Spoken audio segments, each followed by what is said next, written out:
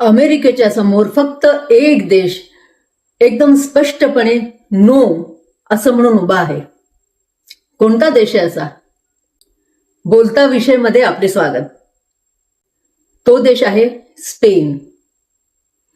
स्पेनने अमेरिकेला स्पष्टपणे सांगितलंय की आमच्याकडे तुमचे 2 बेस आहेत, रोटा आणि मोरोन. या 2 बेसवर तुम्हाला एंट्री नाही. दुसरं म्हणजे 31 मार्चला स्पेनने आणखीन एक रिस्ट्रिक्शन टाकलं.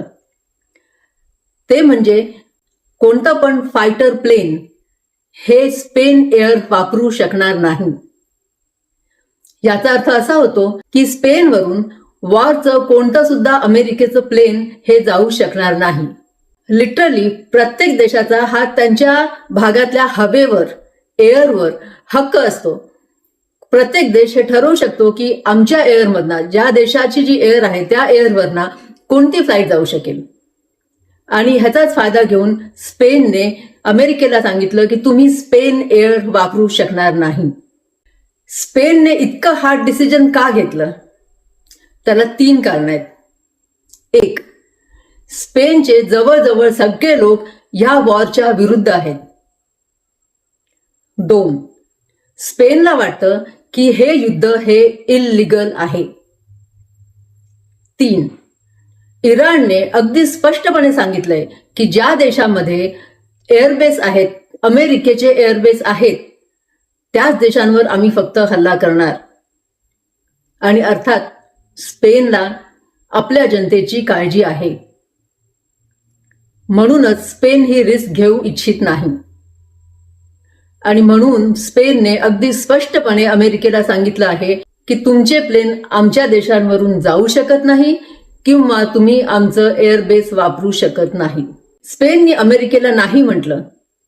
स्पेन चॅलेंज देतोय का युरोपला, नेटोला, की तुम्ही सुद्धा तुम्हाला जे बरोबर वाटतं त्यासाठी तुम्ही उभे राहू शकता. नेटोमध्ये फूट पडते का?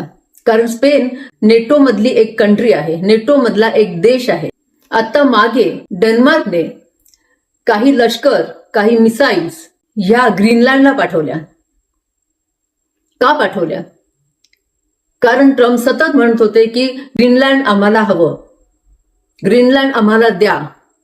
तर डेन्मार्कला भीती वाटली का की कदाचित अमेरिका हे ग्रीनलँडवर हल्ला करेल? आणि त्याच तयारीने डेन्मार्कनी काही लष्कर, मिसाईल्स आणि ब्लड सप्लाय हे ग्रीनलँडला पाठवले. त्यांचा उद्देश एकच होता, जर असं झालं, जर अमेरिकेने ग्रीनलँडवर हल्ला केला तर एअरपोर्टवरचे जे रनवे आहेत, म्हणजे जिथे प्लेन उतरतं ते जे रस्ते आहेत ते रस्तेच उडवून टाकायचे. म्हणजे अमेरिकेचे प्लेन हे ग्रीनलँडमध्ये उतरू शकणार नाहीत. अर्थात यामध्ये काही लष्कर जखमी होण्याची शक्यता असते.